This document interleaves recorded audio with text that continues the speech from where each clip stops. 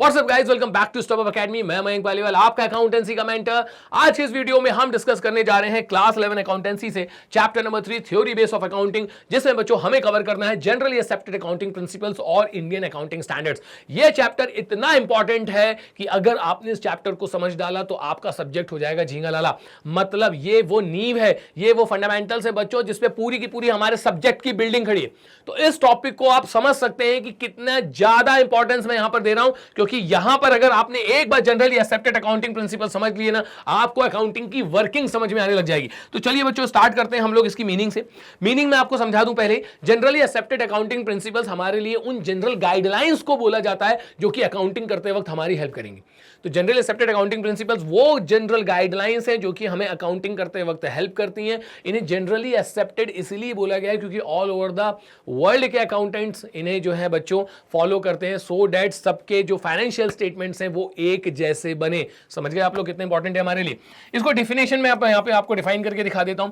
तो generally accepted accounting principles may be defined as, तो generally accepted accounting principle को किस तरीके से डिफाइन किया गया ये मैं समझा रहा हूं, as those rules of action और कंडक्ट। तो आप जब भी अकाउंटिंग करने जाएंगे तो आपको इन रूल्स को क्या करना है, फॉलो करना है। तो ये आपकी जो अकाउंटिंग प्रिंसिपल्स ये रूल्स हैं कि किस तरीके से आपने अकाउंटिंग करनी है, which are derived from experience and practices. जिन्हें कहां से लाया गया है, कंटिन्यूअसली प्रैक्टिसेस की जाती हैं इनके ऊपर, इन्हें एक्सपीरियंस से लिया गया है। And when they prove useful, और जैसे हमें लगता है कि इन्होंने अपनी उपयोगिता साबित कर दी है, हम इन्हें अडॉप्ट कर लेते हैं एज अ अकाउंटिंग प्रिंसिपल।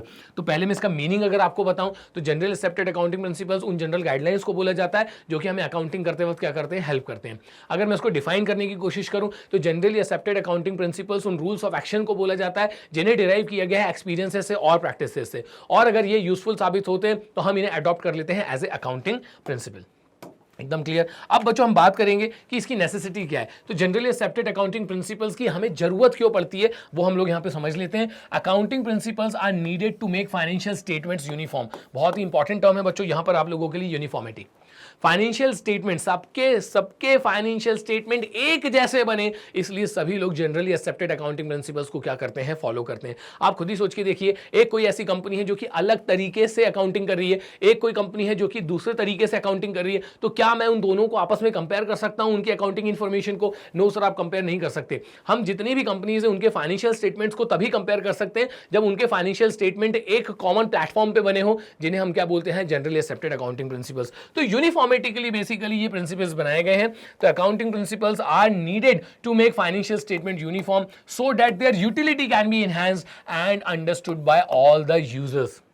तो जनरली एक्सेप्टेड अकाउंटिंग प्रिंसिपल्स की हमें जरूरत इसलिए है सो डेट सभी के फाइनेंशियल स्टेटमेंट एक जैसे बने, और अगर सभी के फाइनेंशियल स्टेटमेंट एक जैसे बनेंगे तो इनकी यूटिलिटी क्या हो जाएगी, इंक्रीज हो जाएगी, और सारे के सारे यूजर्स को इन फाइनेंशियल स्टेटमेंट्स को समझने में क्या होगी, आसानी होगी। तो यह है बच्चों, हमें यहाँ पे मैंने आपको एक्सप्लेन किया है नेसेसिटी अकाउंटिंग प्रिंसिपल्स की।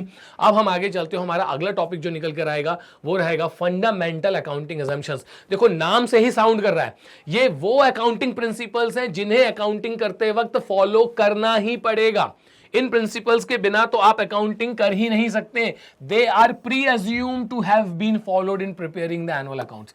मतलब मान ही लिया गया है कि जब भी फाइनेंशियल स्टेटमेंट्स प्रिपेयर किए जाएंगे इन तीन प्रिंसिपल्स को तो आपको फॉलो करना ही पड़ेगा। अगर कोई भी व्यक्ति इनमें से कोई एक या इन तीनों ही प्रिंसिपल्स को फॉलो नहीं करता है eight the time of preparation of final accounts, तो उसे बात को डिस्क्लोज करना पड़ेगा कि मैंने फंडामेंटल अकाउंटिंग असम्पशन में से ये प्रिंसिपल या फिर तीनों के ही तीनों फंडामेंटल असम्पशंस फॉलो नहीं करें। तो आप देख रहे होंगे कभी मैंने प्रिंसिपल्स बोल रहा हूं, कभी असम्पशंस बोल रहा हूं, कभी हम इनको कॉन्सेप्ट्स भी बोलते हैं। आप मान के चलिए कि ये सब एक ही चीज है। आप उन्हीं को प्रिंसिपल समझ लीजिए, उन्हीं को असम्पशन समझ लीजिए, उन्हीं को कॉन्सेप्ट्स समझ लीजिए, ये सारी एक ही चीज होती है। तो फंडामेंटल अकाउंटिंग असम्पशन समझ में आ गया। हमारे पास और भी बच्चों यहां पर अकाउंटिंग प्रिंसिपल्स होते हैं, उनमें से लेकिन ये जो तीन होते हैं इन्हें फंडामेंटल अकाउंटिंग असम्पशन बोला गया है। और इन्हें याद करने के लिए बच्चों आप ऐसे कर सकते हैं, आप इनको याद रखिएगा GCA से। जी से बच्चों यहां पर आपका बन जाता है गोइंग कंसर्न कॉन्सेप्ट या गोइंग कंसर्न प्रिंसिपल या गोइंग कंसर्न असम्पशन। सी से बन जाएगा कंसिस्टेंसी का प्रिंसिपल, और ए से बन जाएगा बच्चों अक्रूवल का कॉन्सेप्ट। तो यहां पे हम लोग एक एक करके इनको डील करने वाले हैं, लेकिन याद रखिएगा जितने भी अकाउंटिंग प्रिंसिपल्स उसमें से ये तीन प्रिंसिपल्स हमारे लिए क्या बन जाते हैं, फंडामेंटल अकाउंटिंग प्रिंसिपल्स। हम जब भी अकाउंटिंग करेंगे मान के ही चलते हैं कि इन तीनों प्रिंसिपल्स को फॉलो किया ही गया होगा। और अगर कोई भी फाइनेंशियल स्टेटमेंट्स बनाते वक्त इनमें से कोई एक या तीनों ही फाइनेंशियल तीनों ही हमारे जो प्रिंसिपल्स हैं उनको अगर फॉलो नहीं करता है तो डिस्क्लोजर देना पड़ता है कि ये जो हमने फाइनेंशियल स्टेटमेंट्स बनाए हैं इनके अंदर फंडामेंटल अकाउंटिंग असम्पशंस को फॉलो नहीं किया गया है। तो समझ जाइए कितने इंपॉर्टेंट है हमारे लिए। एक एक करके बच्चों डिस्कस कर लेते हैं। सबसे पहले हमारे पास जो है यहाँ पर वो है गोइंग कंसर्न प्रिंसिपल या गोइंग कंसर्न असम्पशन। तो पहले मैं अपने तरीके से एक्सप्लेन कर दूं आप लोगों के लिए। गोइंग कंसर्न का प्रिंसिपल हमसे कहता है हम जब भी अकाउंटिंग करेंगे ये सोच के करेंगे कि बिजनेसमैन का बिजनेस को बंद करने का कोई भी इंटेंशन नहीं है, बिजनेस की एक इनडेफिनेट लाइफ है। मतलब हम जब भी अकाउंटिंग करेंगे ये सोचेंगे कि हमारा बिजनेस को बंद करने का कोई भी इंटेंशन नहीं है, हमारा जो बिजनेस है वो कंटिन्यूअसली चलते ही चला जाएगा। अगर आप ये सोच के अकाउंटिंग करते हैं कि हमारा बिजनेस को बंद करने का कोई भी इंटेंशन नहीं है तो इससे बच्चों हम अपने एक्सपेंसेस और जो आपके एसेट्स होते हैं उनमें डिफरेंस निकालते हैं।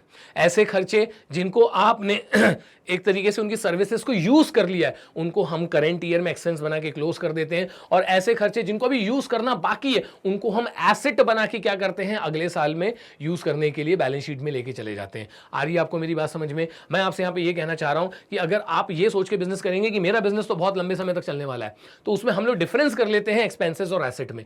जिन चीजों का आपने खर्चा करने के बाद एडवांटेज ले लिया है उन्हें खर्चा बना के इसी साल क्लोज कर दीजिए, और ऐसी चीजें जिन्हें अभी आपको यूज करना बाकी है उनको एसेट बना के आप अगले साल लेके चले जाइए, और इसकी तरीके से ये जो प्रोसेस है ये रिपीट होते चली जाएगी। यहां देख लेते हैं ये हमसे क्या कह रहे हैं। यहां हमसे बोला जा रहा है according to this concept it is assumed that business shall continue for an indefinite period. इस प्रिंसिपल के अकॉर्डिंगली अज्यूम कर लिया जाता है कि बिजनेस की क्या होती है, एक इंडेफिनिट लाइफ होती है, बिजनेस हमारा कंटिन्यूअसली चलते ही चलेगा, and there is no intention to close down the business, और बिजनेसमैन का बिजनेस को बंद करने का कोई भी इंटेंशन नहीं है।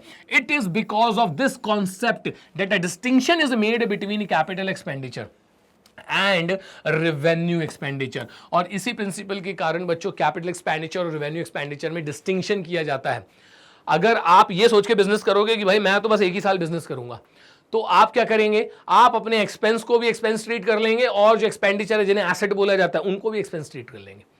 लेकिन अगर हम ये सोच के बिजनेस कर रहे हैं कि हमारा बिजनेस तो जो है वो तो एक इंडेफिनिट लाइफ तक चलता ही रहेगा, हमारा को उसको बंद करने का कोई भी इंटेंशन ही नहीं है, तो हम अब इन दोनों में डिफरेंस करेंगे। ऐसी चीजें जिन्हें हमने करंट ईयर में जिनकी सर्विसेज को यूज कर लिया है उनको रेवेन्यू एक्सपेंडिचर बना के इसी साल क्लोज कर देंगे, और ऐसे एक्सपेंडिचर जिनका भी एडवांटेज लेना बाकी है उनको कैपिटल एक्सपेंडिचर बना के अगले साल क्या करेंगे, हम उनको फॉरवर्ड कर देंगे, अपने साथ लेके चलेंगे। तो यहां पर बच्चों इसी कॉन्सेप्ट के कारण कैपिटल एक्सपेंडिचर और रेवेन्यू एक्सपेंडिचर में डिफरेंस किया जाता है। Capital expenditure that will give benefit for a long period. अब सोचो, अब दिमाग लगाइए, अगर आप ये सोच के बिजनेस कर ही नहीं रहे कि हमारा बिजनेस लॉन्ग पीरियड तक चलेगा तो आप उन खर्चों को कैसे ट्रीट करेंगे जिनका एडवांटेज आपको लॉन्ग टर्म में मिलने वाला है। तो चूंकि ये सोच के बिजनेस किया जाता है कि बिजनेस को बंद करने का कोई भी इंटेंशन नहीं है, तो ऐसे खर्चे जिनका एडवांटेज अभी हमें मिलना बाकी है हम उनको एसेट बना के कहां ले जाएंगे, अपनी बैलेंस शीट में ले जाएंगे। और on the other hand revenue expenditure one whose benefit will be consumed और exhausted within the accounting period. और ऐसे खर्चे जो कि हमें जिनका हमने एडवांटेज ले लिया है, जिनको हमने यूज कर लिया है, जिनकी सर्विसेज को हमने कंज्यूम कर लिया है, उनको खर्चा बना के हम लोग इस साल अपने प्रॉफिट एंड लॉस अकाउंट में क्या कर देंगे, क्लोज कर देंगे। नेक्स्ट बच्चों हमारे पास जो अगला प्रिंसिपल होता है कंसिस्टेंसी का असम्पशन है, बड़ा ही जबरदस्त है। वैसे तो हर किसी की लाइफ में भी कंसिस्टेंसी की जरूरत होती है, उसी तरीके से अकाउंटेंसी करते वक्त भी कंसिस्टेंसी की जरूरत होती है।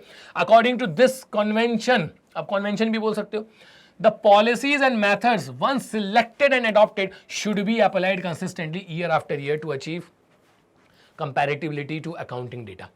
यह प्रिंसिपल आपसे यह कहता है कि एक बार आपने जिन अकाउंटिंग प्रैक्टिसेस, मेथड्स और पॉलिसीज को अडॉप्ट कर लिया, हर साल आपको उन्हीं प्रैक्टिसेस और मेथड से अपनी अकाउंटिंग करनी चाहिए। मतलब हर साल एक ही जैसी मेथड को आपको फॉलो करते चले जाना चाहिए, आपको बार बार अपनी मेथड्स को चेंज नहीं करना चाहिए। बच्चों अकाउंटिंग में क्या है कि हमें कई बार ऐसा होता है कि एक से ज्यादा ऑल्टरनेटिव हमारे पास अवेलेबल होते हैं। जैसे अगर हमें बात करना है डेप्रिसिएशन की, तो डेप्रिसिएशन को कैलकुलेट करने की दो मेथड है आपके पास, स्ट्रेट लाइन मेथड है, रिटन डाउन वैल्यू मेथड है। तो ये आपसे कहने की एक बार अगर आपने स्ट्रेट लाइन मेथड से डेप्रिसिएशन की अकाउंटिंग करना स्टार्ट कर दी तो हर साल आपको स्ट्रेट लाइन मेथड ही लगाना है। इसी तरीके से जब इन्वेंट्री का वैल्यूएशन किया जाता है, क्लोजिंग स्टॉक का वैल्यूएशन किया जाता है, उसके लिए भी हमारे पास कई ऑल्टरनेटिव मेथड्स होती हैं, हीफो, फीफो, लीफो। तो इनमें से कोई एक मेथड को अगर आपने अडॉप्ट कर लिया है तो हर साल आपको उन्हीं मेथड से अकाउंटिंग करना है, सो दैट आपके फाइनेंशियल स्टेटमेंट में यूनिफॉर्मिटी आ सके। और अगर यूनिफॉर्मिटी आएगी तो फिर उनका कंपैरिजन हमारे लिए क्या हो जाएगा, आसान हो जाएगा। तो हर साल अगर हम लोग एक ही मेथड से अपने फाइनेंशियल स्टेटमेंट्स बनाएंगे तो उनके अंदर यूनिफॉर्मिटी आएगी, और यूनिफॉर्मिटी के कारण हम उन फाइनेंशियल स्टेटमेंट्स को बड़ी ही आसानी से कंपेयर कर सकते हैं। आगे आपसे बोला जा रहा है policies and methods can be change.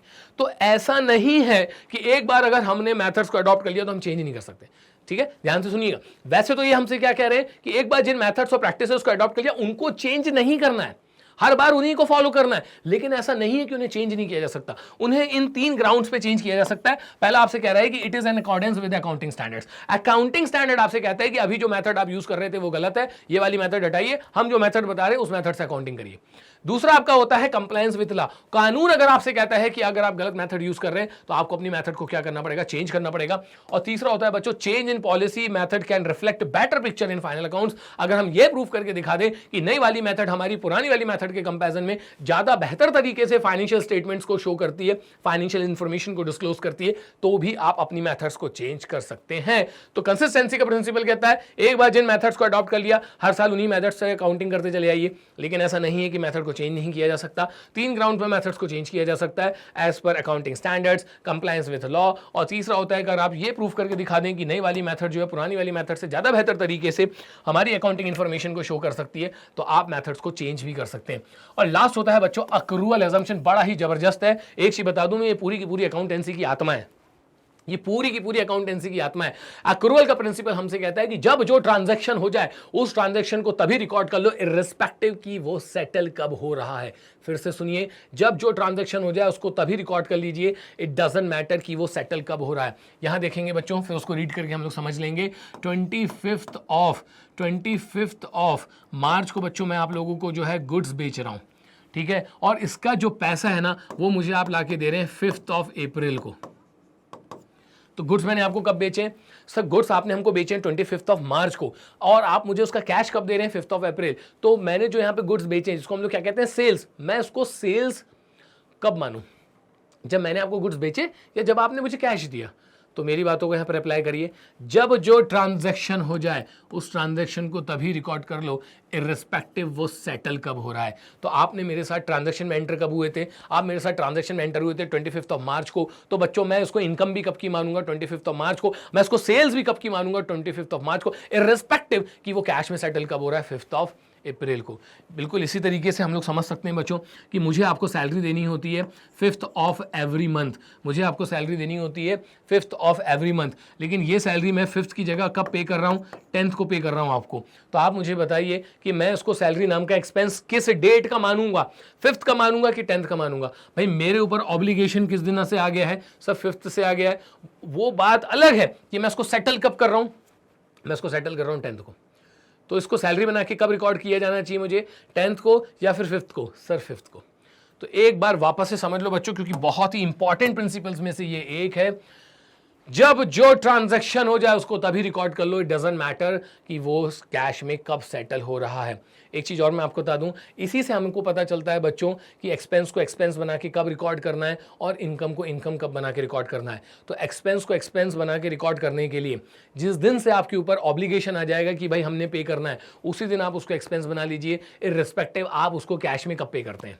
जिस दिन से आपको इनकम के अगेंस्ट में राइट मिल जाता है रिसीव करने का, आप उसी दिन उसको इनकम बना के रिकॉर्ड कर लीजिए, इर्रिस्पेक्टिव कि वो आपको कैश में कब मिल रही है। जैसे मैंने एग्जांपल दिया था ना, माल बेच रहा हूं मैं 25 तारीख को, पैसा मुझे दे रहे हो अगले महीने की 5 तारीख को, तो मैं इसको कब की सेल्स मानूंगा, कब की इनकम मानूंगा? हम इसको मानेंगे 25 मार्च की। वो बात अलग है कि पैसा आपने मुझे दिया है 5 अप्रैल, 5 तारीख को सैलरी देनी थी, 10 तारीख को दे रहा हूं, कब का खर्चा मानूं? 5 तारीख का मानिए, क्योंकि पे करने का ऑब्लिगेशन मेरे ऊपर कब से आ गया है? 5 तारीख से। वो बात अलग है कि मैं पे कब कर रहा हूं? 10th को। तो यहां पे बच्चों अब हम इसको थोड़ा सा इसके अकॉर्डिंग भी समझ लेते हैं। According to the accrual assumption, a transaction is recorded in the books of accounts at the time when it is entered. जब जो ट्रांजैक्शन हो जाए उसको तभी रिकॉर्ड कर लो, not when the settlement take place, irrespective कि वो कैश में कब सेटल हो रहा है। In other words, all revenue and costs are recognized as they are earned or incurred।